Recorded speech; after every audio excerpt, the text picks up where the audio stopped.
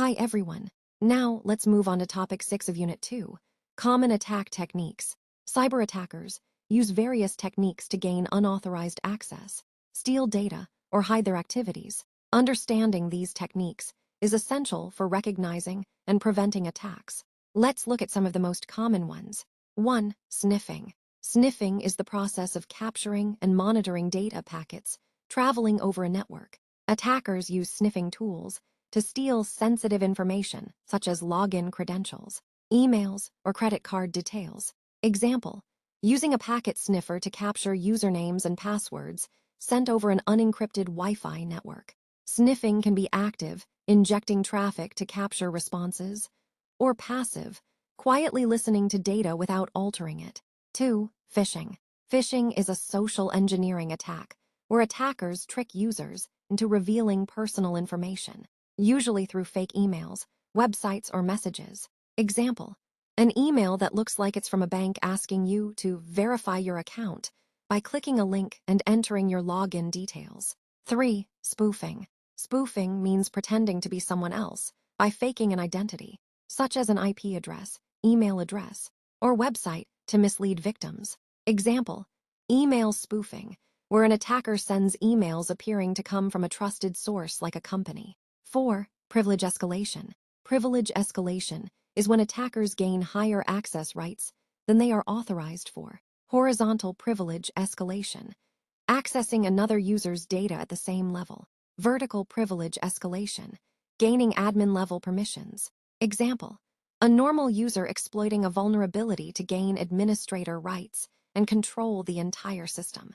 5. Covering tracks. After performing malicious activities, attackers often cover their tracks to avoid detection. This involves deleting system logs, modifying timestamps, or hiding malware files.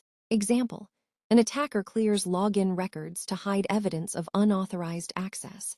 In short, these common techniques, sniffing, phishing, spoofing, privilege escalation, and covering tracks, form the basic toolkit of attackers.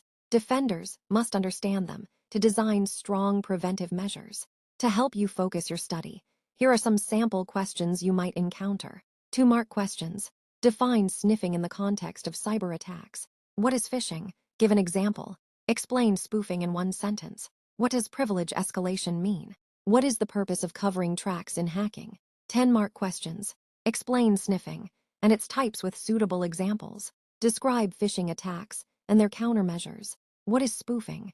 Discuss its types and prevention methods. Explain the difference between horizontal and vertical privilege escalation with examples.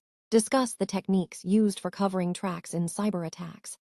Sniffing is a type of cyber attack where an attacker secretly monitors and captures the data traveling through a network. The main goal of sniffing is to steal sensitive information such as usernames, passwords, session tokens, or personal details.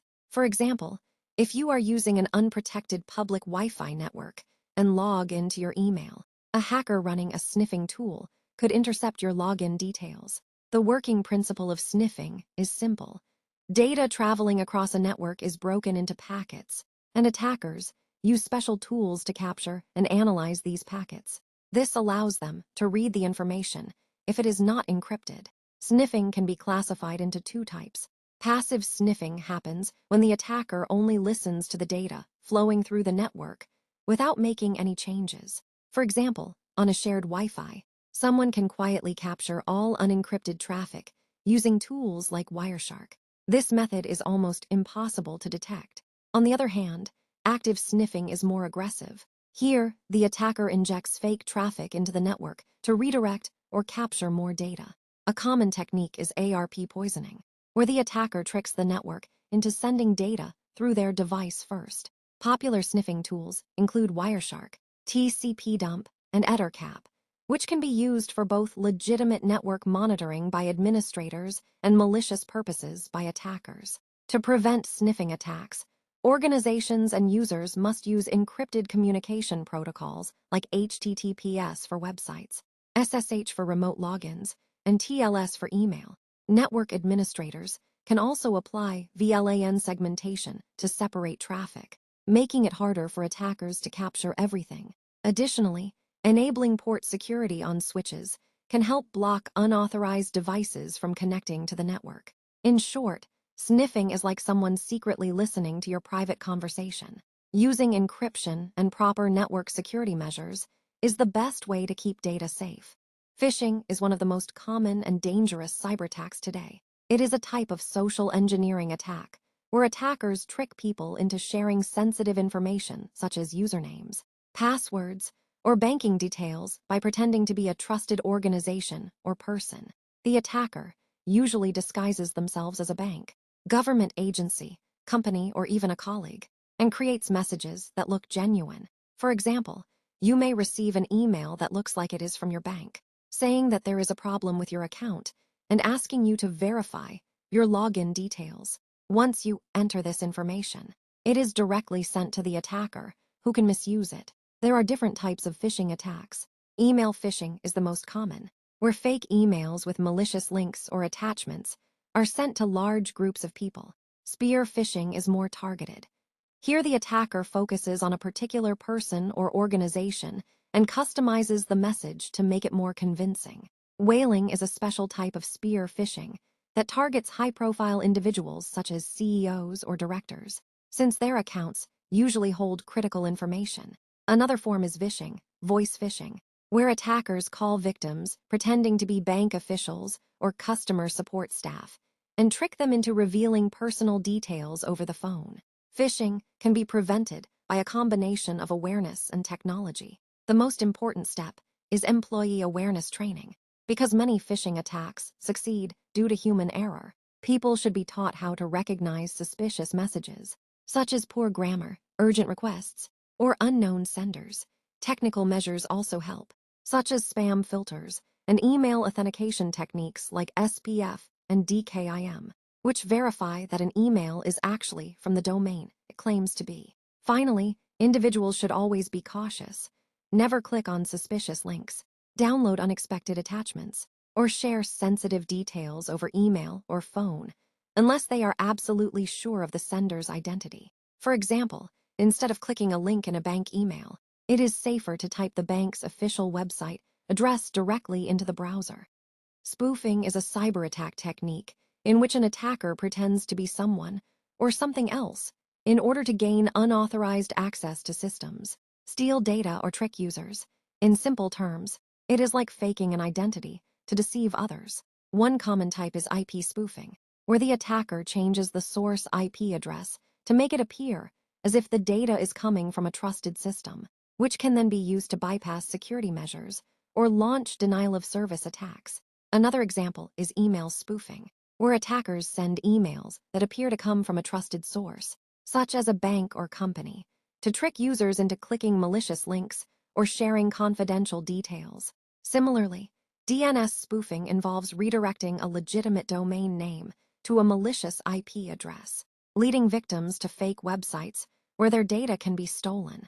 To prevent spoofing attacks, organizations and individuals can take several measures. Packet filtering can be used to block suspicious or fake traffic. For securing domain names, DNSSEC, Domain Name System Security Extensions, ensures the integrity of DNS responses and prevents redirection to fake sites. In the case of emails, enabling authentication mechanisms like SPF, Sender Policy Framework, DKIM, Domain Keys Identified Mail, and DMARC, helps verify that the emails are genuinely from the claimed sender.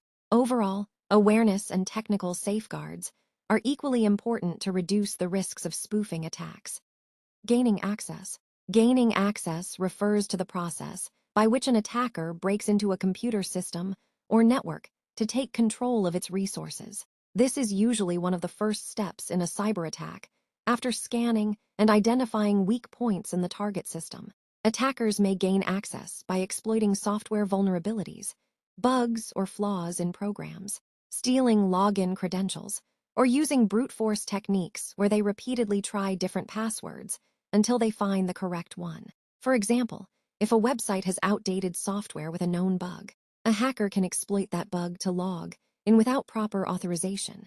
Similarly, if a user reuses weak passwords, attackers may use password cracking tools to guess them. The general stages of gaining access include scanning the target for weaknesses, exploiting the vulnerability, and then using that to log in or enter the system. Once access is gained, attackers can steal sensitive data, install malware, or prepare for further attacks. Privilege escalation. Privilege escalation occurs after an attacker has already gained access to a system, but wants to increase their level of control. In normal conditions, users are given limited access rights.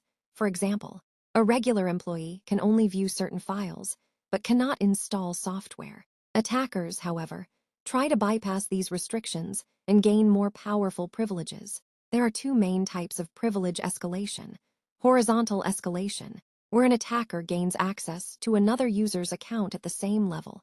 For example, a hacker who compromises one student's email account then tries to access another student's account. And vertical escalation, where the attacker gains higher-level privileges such as administrator or root access, giving them full control over the system. For instance, if malware infects a computer and tricks the system into thinking the attacker is an administrator, the attacker can install new programs, delete files, or disable security tools. To prevent privilege escalation, organizations should regularly apply security patches, follow the principle of least privilege, giving users only the access they truly need, and use strong multi-factor authentication to make it harder for attackers to bypass accounts. Executing applications. Executing applications in cybersecurity refers to the act of running malicious programs on a target system with the aim of stealing information, causing damage, or taking control of the system. Attackers often trick users into downloading and running harmful files, such as through fake software updates, email attachments, or infected websites. For example, ransomware is a malicious application that, once executed, locks or encrypts files on a victim's computer and demands payment to restore access. Similarly, attackers may use remote shells to execute commands on a victim's machine, giving them unauthorized control. To prevent this, organizations and individuals can use application whitelisting, which only allows trusted programs to run, and anti-malware tools to detect and block suspicious software before it causes harm. Hiding files. Hiding files is a technique used by attackers to conceal malicious files or processes so that security tools or users cannot easily detect them. Once malware enters a system, attackers often disguise it to ensure it remains undetected for a long time. Common methods include using rootkits, which can hide processes from the operating system, renaming files to look like legitimate system files. For example, naming a malicious file as Explorer.exe, or storing harmful files inside hidden directories. For instance, a virus might create a hidden folder in the system and place its files there, making it difficult for the user to notice. To prevent such threats, security teams can perform regular integrity checks to identify unauthorized file changes and use anti-rootkit tools that specialize in detecting hidden processes and files. Covering tracks is one of the most important steps in a cyber attack because it allows attackers to hide their activities and avoid getting caught. Once hackers gain access to a system and carry out malicious actions, they do not want administrators or investigators to discover what they have done.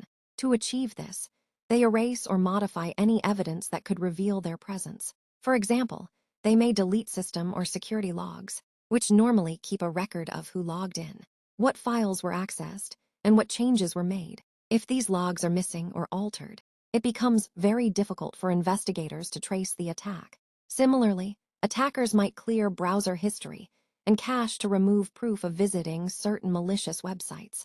In some cases, they disable security monitoring tools such as intrusion detection systems, IDS, so that no alerts are generated while they are inside the system.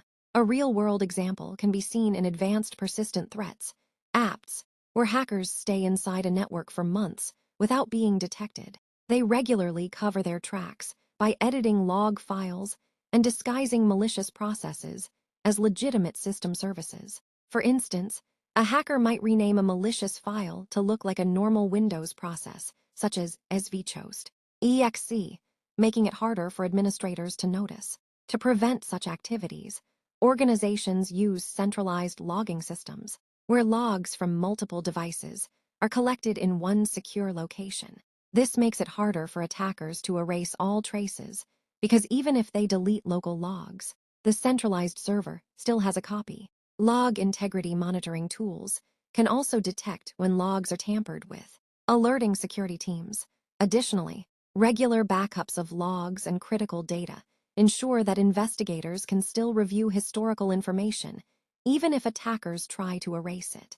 In short, covering tracks is the art of hiding evidence, and it is a common tactic used by cybercriminals. By deleting logs, clearing histories, and disabling monitoring, attackers aim to remain invisible. However, with proper security measures like centralized logging, integrity checks, and backups, organizations can make it much harder for attackers to successfully cover their tracks. Thank you. Please like, share, and subscribe.